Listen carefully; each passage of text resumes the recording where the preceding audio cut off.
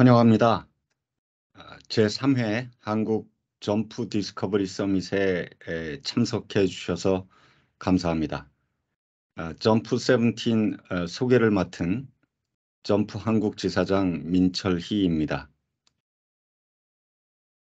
1989년에 점프가 처음 출시되었습니다. 그 이후에 점프는 지속적으로 발전해 왔습니다. 우선 점프 프로, 그리고 점프 클리니컬, 점프 지노믹스라는 제품이 출시되었고, 가장 최근에는 점프 라이브라는 제품이 출시되었습니다. 그런데 점프 17이 출시된 지난 10월부터 점프 제품의 포트폴리오에 큰 변화가 있었습니다. 우선 보시다시피 점프 지노믹스라는 유전체 데이터를 분석하는 부분이 점프 프로로 통합이 되었습니다. 그리고 점프 라이브가 획기적으로 개선이 되었고요. 점프 클리니컬에 포함되어 있던 세스 베이스가 이제 없어지고 점프만으로 모든 것을 분석할 수 있게 바뀌었습니다. 우선 최근의 데이터 분석 관련 도전 과제들을 잠시 살펴보면 너무 많은 위치에 너무 많은 양의 데이터가 존재하고 그러다 보니 통합 분석이 곤란하다라는 문제들이 있습니다. 또한 현업의 엔지니어들은 반복적인 작업이나 분석을 수행하는데 너무 많은 시간이 소요되고 있죠. 또한 전반적인 데이터 처리 과정에서의 효율성 향상 및 프로세스 개선이 필요한 실정이며 또한 전체적으로 이해관계자나 관리자들과 함께 데이터 분석 결과를 공유하는 데 있어서 투명성이 부족한 점도 중요한 문제로 대두되고 있습니다.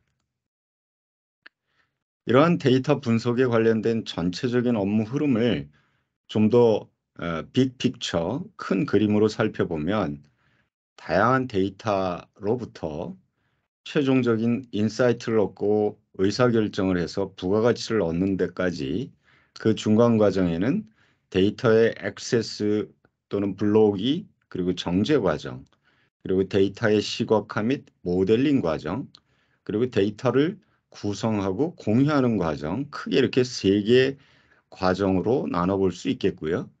그 과정에서 지금 우리는 데이터 업무 흐름을 간소화함으로써 프로세스를 개선해야 하겠고, 또 데이터 분석의 시간을 절약하고 낭비를 감소함으로써 혁신에 집중하고 싶고요. 또한 컨센서스를 수립하고 신뢰를 구축함으로써 분석 문화를 지원하는 그런 일들이 필요한 상황입니다. 이런 상황에서 점프에서는 데이터 분석의 전반적인 워크플로우를 이렇게 만들어서 이 워크플로우를 기반으로 저희 고객사 다양한 조직들을 지원하고 있습니다. 우선 데이터의 원천이 굉장히 다양해졌습니다. 특히 최근에는 클라우드에서 데이터를 다루는 경우가 많아졌고요. 또한 웹 API도 중요한 데이터의 원천이기도 하고 데이터의 데이터베이스의 종류도 다양해졌습니다. 그러다 보니 점프에서도 데이터를 액세스하고 데이터를 블렌딩하거나 클리닝하고 데이터를 탐색하고 시각화하는 이런 일련의 과정에 이 부분의 기능을 강화하는 데 굉장히 노력을 기울이고 있고요. 또한 최종적인 결과를 매스 커스터마이제이션 하거나 내용을 잘 구성하고 관계된 부서나 팀 그리고 관계된 관리자들에게 공유하고 커뮤니케이션하는 그런 과정에서 특히 점프 라이브를 잘 활용할 수 있도록 다양한 개선을 이루고 있습니다. 물론 그 과정에 실험계획법이라든지 아니면 고급 통계 분석이라든지 품질과 프로세스에 관련된 것들, 그리고 신뢰성 분석에 관련된 것들, 그리고 소비자 조사, 마켓 리서치 등 기존의 점프의 코어 capability, 핵심적인 능력들은 계속 강화하면서 동시에 이 주변부를 강화하고 있습니다. 마지막으로 이 전 과정을 자동화하고 스크립팅을 통해서 훨씬 더 간편하게 데이터 분석 과정 전체를 반복적으로 손쉽게 수행할 수 있도록 지원하는 것이죠. 잠시 점프의 주요 고객들과 그 성과를 살펴보고자 합니다. 최근에 많이 회자되고 있는 데이터 사이언티스트 직업이라는 직업이 있죠. 상대적으로 저희는 소위 CDS, 시민 데이터 과학자들이 저희 점프의 주요 고객입니다. 아마 80대 20 정도일 것입니다. 비율로 보자면.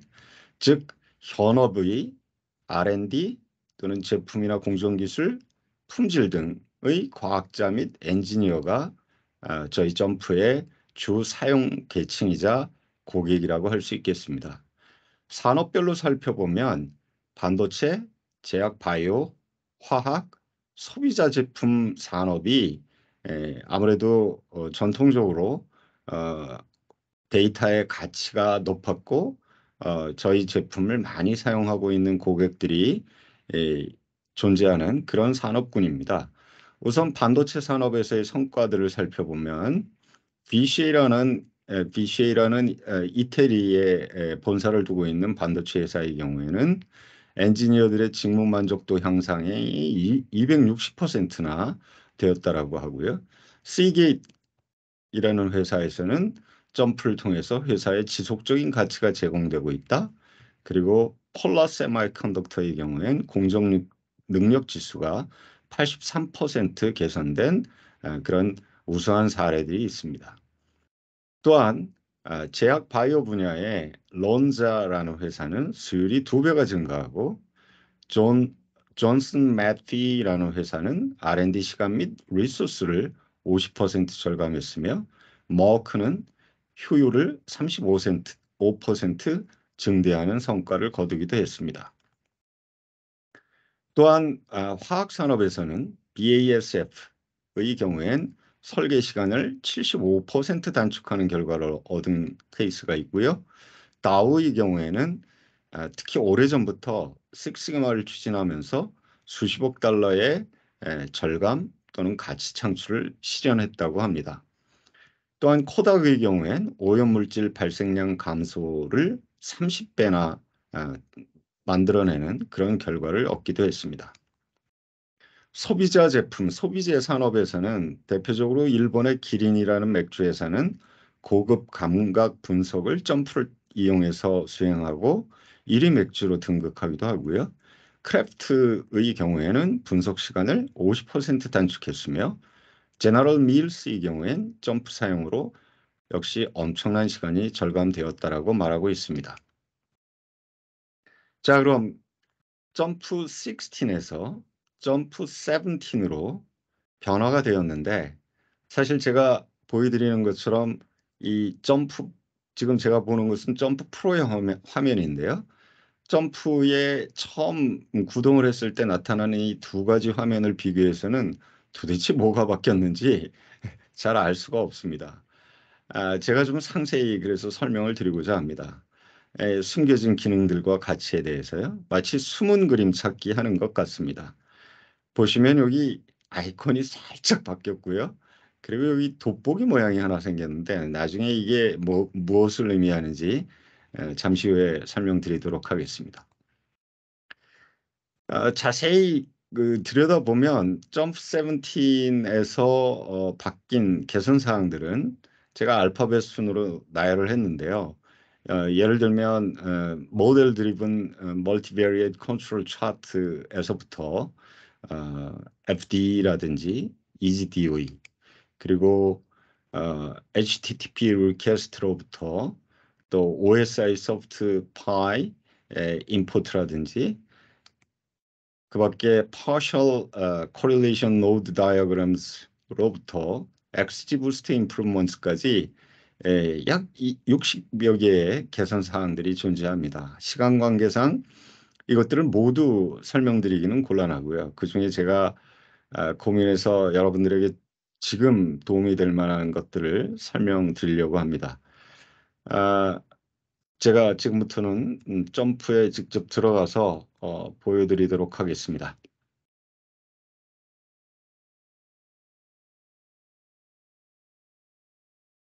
네, 이걸 좀, 네. 점프 화면에서 제가 우선 제일 먼저 선택한 것은 텍스트 익스플로러에서 어, 한글이 지원된다는 것입니다. 사실 제가 점프 지사장을 맡고 몇 년 전부터 많은 한국 고객들께서 텍스트 탐색기에서 한국어 지원이 언제 되냐고 물어오셨는데요. 드디어 점프 세븐틴에서 가능해졌습니다. 그 예를 살짝 보여드리도록 하겠습니다. 지금 보시는 데이터는 2021년 10월 14일 날 각종 신문 매체에 나왔던 기사들을 인터넷으로부터 뽑아온 건데요. 텍스트 익스플로러를 돌려보면 이와 같이 역시 코로나가 가장 큰 화두 또는 회자되는 단어였죠. 그리고 단어 클라우드로, 워드 클라우드로 살펴봐도 역시 코로나가, 그다음은 정인, 확진, 경찰, 한파 이런 단어들이 중요한 단어들로 또한 신문 제목으로 기사화됐었습니다. 또 본문을 살펴봐도 마찬가지고요. 여기 뭐 정인 사건 학대, 그런데 여기 오전 오후라는 건 별로 의미가 없는 거니까 얘는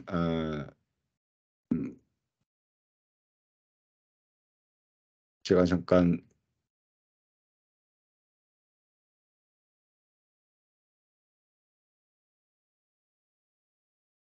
뭐 이렇게 표시자 저장이라든지 이런 다양한 기능들을 선택해서 이용할 수가 있겠습니다.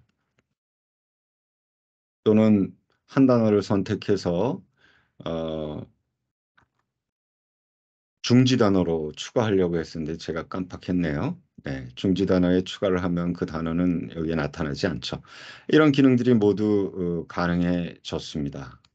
드디어 반갑게도 한국어 기능이 지원된다는 점 우선 말씀드리고 싶었고요.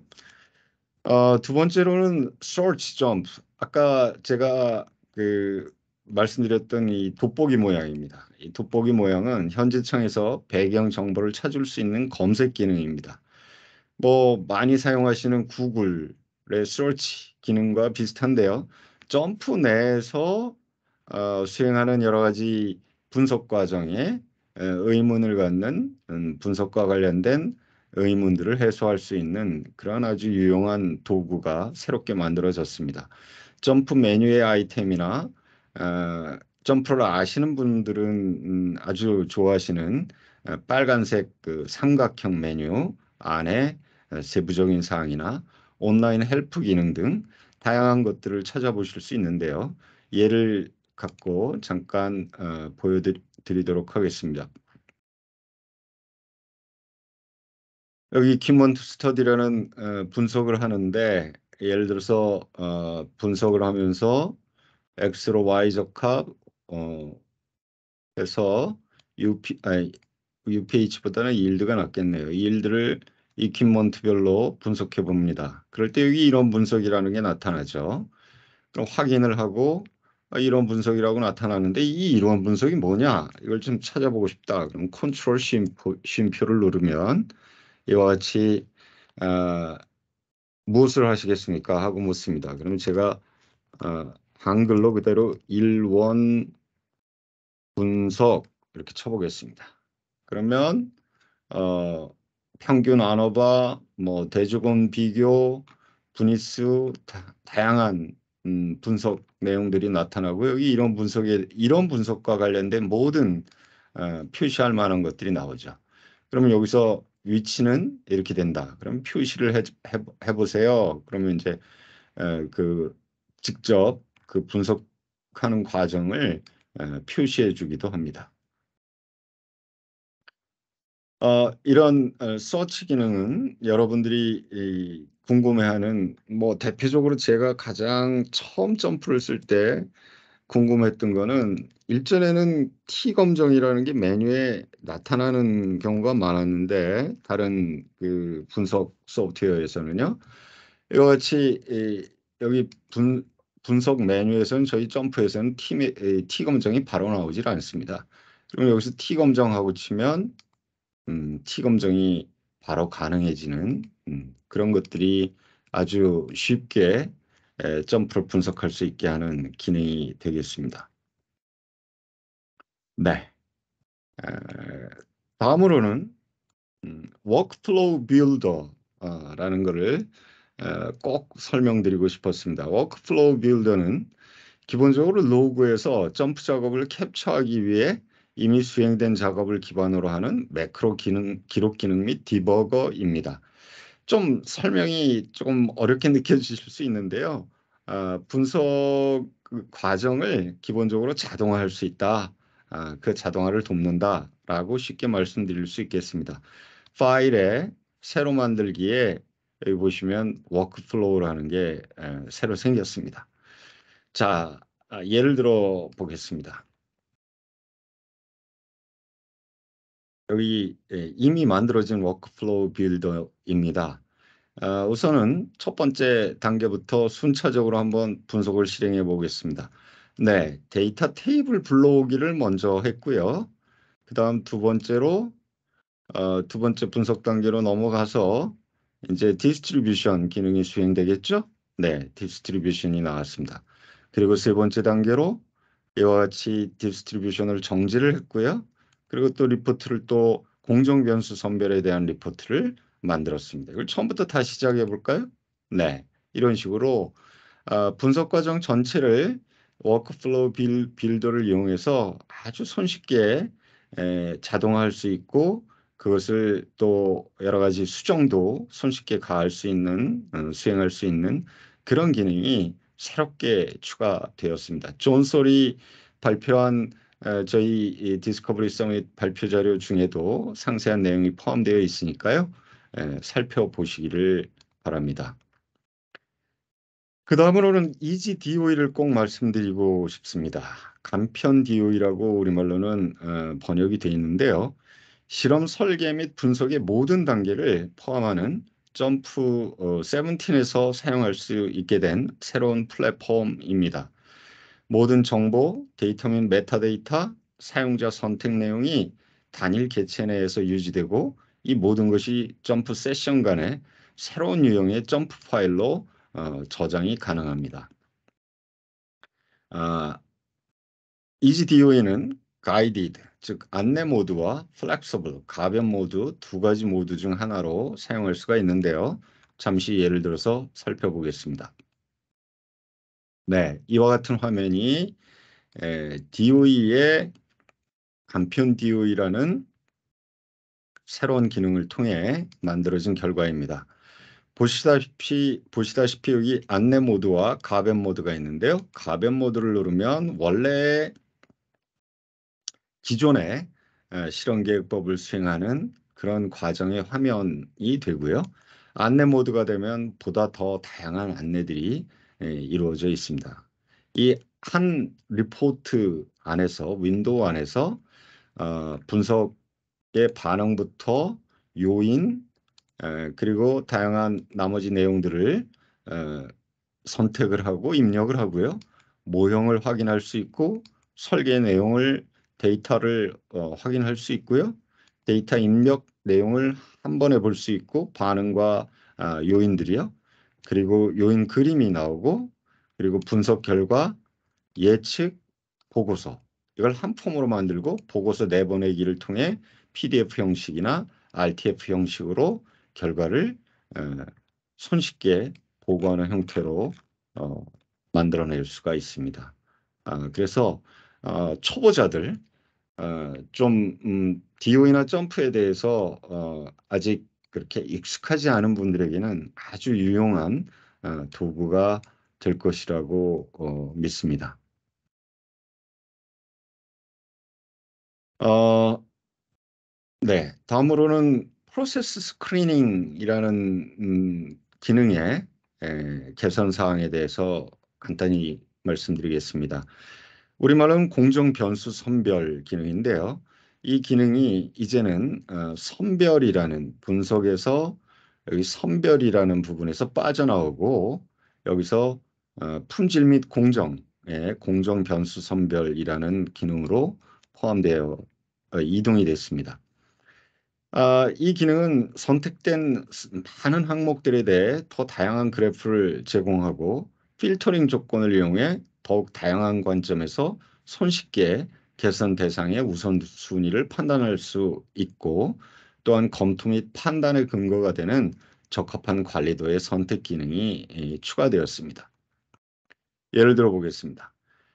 여기 약 35개 열인데 기초 정보를 제외하면 약 30개의 공정 능력 분석을 하고 공정의 안정도를 살펴보고 싶은 그런 변수들이 있습니다. 거기에 대해서 프로세스 스크리닝을 한다면 이와 같이 이 리액터별로 또한 프로세스 타임이나 유니포미티나 CO2 값이나 플로우 레이트 등이 얼마나 안정되어 있는지 국내 전체 표준 편차는 어떻게 되는지 그리고 관리도에서 경보가 얼마나 발생했는지 PPK, CPK 등은 어떤 값인지를 한눈에 한꺼번에 조망할 수가 있습니다. 근데 이 과정에서 새롭게 추가된 기능들을 살펴보면 필터링 조건이 대표적으로 추가가 됐는데요. 그러면 여기서 안정성 지수를 예를 들어서 안정성 지수는 1에 가까울수록 좋습니다. 그런데 그 값이 예를 들어서 2보다 크거나 같은 것을 한번 선택해 보겠습니다. 불안정한 공정이라고 할 수 있겠죠. 자, 그럼 그것만 이렇게 선택이 됐고요. 거기에 대해서 차트를 선택 항목에 대해서 차트를 표시해 본다면 제가 이걸 선택을 지금 안 했죠? 그러면 다시 선택을 이렇게 하면 바로 관리도가 나오고요. 또한 여기서 죄송합니다. 제가 클릭을 제대로 하지 못했네요. 3포 차트까지를 포함하면 이동 범위 관리도가 이렇게 추가되는 무엇보다도 전체적인 프로세스 스크리닝 기능에서 필터링 조건을 이용해서 다양한 검토를 할 수 있다는 게 매우 유용한 도구라고 볼 수 있겠습니다. 자, 그러면 이번에는 태블로 데이터, within graph builder. 매우 단순해 보이는 내용이지만 그래도 매우 또 많은 분들에게는 이 그래프 빌드를 애용하는 많은 분들에게는 아주 유용하고 시간을 절약할 수 있는 기능이라고 할 수 있겠습니다. 그래프 변수에 대한 요약 값을 테이블로 표시하는 기능이 추가가 됐습니다. 살펴보겠습니다. 여기 케미컬 프로덕션 데이터에 대해서 그래프 빌더를 이용해서 이와 같이 rate of reaction의 값을 material vendor별로 그래프로 표시를 했는데요. 바이올린 그래프가 되겠습니다. 여기서 예를 들어 죄송합니다. 제가 조금 늦어졌네요. 네, 평균 값을 이렇게 표시하고 싶습니다. 모두에 대해서요. 그럼 여기 요약 통계량을 또 추가할 수가 있거든요. 여기서 최소값, 최대값을 모두 추가하고 싶다. 그런데 여기 또 이것을 표시하는 위치가 그래프냐 아니면 축 테이블이냐. 보시는 것처럼 축 테이블별로 표시가 됩니다. 여기에 예를 들어 로컬 데이터 필터를 추가를 해서 어디 볼까요? 워크 쉬프트별로 한번 또 함께 살펴보고 싶다. 그러면 이렇게 간단하게 모든 이 평균 최소값, 최대값 제가 살펴보고 싶은 그런 값들과 그래프가 연동이 돼서 함께 손쉽게 살펴볼 수 있는 그런 기능이 추가가 되었습니다. 네, 이번에는 equivalence test 부분에서 개선된 사항을 간단히 소개해 드리겠습니다. X로 Y 적합, 영어로는 Fit Y by X라는 플랫폼의 동등성 검정은 기존에도 있었습니다. 그런데 동등성 검정은 주로 제약 산업에서 신약을 개발할 때 그 약이 기존과 동등하냐 여부를 약효가요.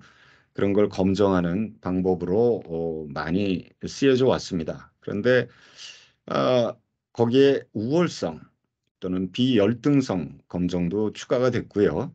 그리고 그 결과를 그래프로 보다 손쉽게 이해할 수 있게 포레스트 그림이 추가가 됐고 표준 편차나 분산 비율값들에 대한 검정도 수행이 가능합니다. 또한 모형 적합에서 최소 적합 등에서도 동등성 검증이 가능하게 되었고요. 이걸 예를 들어서 한번 보겠습니다.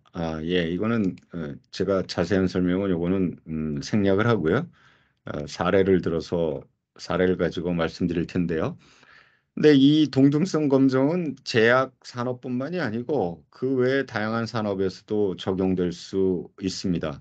예를 들어 지금 보시는 데이터는 크리티컬 디멘전, 흔히 반도체 산업에서는 선폭이라고 하는 그런 값이 되겠는데요. LCD나 OLED 산업에서도 쓰이죠. 여기 보시면 기존의 설비에 비해서 새로운 설비에 의한 크리티컬 디멘전 값이 동등하냐 그 값이 그것을 확인한 것인데 지금 동등 영역에 들어가 있고 동등한다라는 결론을 얻을 수 있습니다. 또 하나의 예는 우월하냐. 네, 이것은 어, 기존의 머신에 비해 새로운 머신의 units per hour가 우월한지를 확인하는 것인데 우월하지 않다라는 결론을 얻고 그림으로도 손쉽게 그 결과를 확인할 수가 있습니다.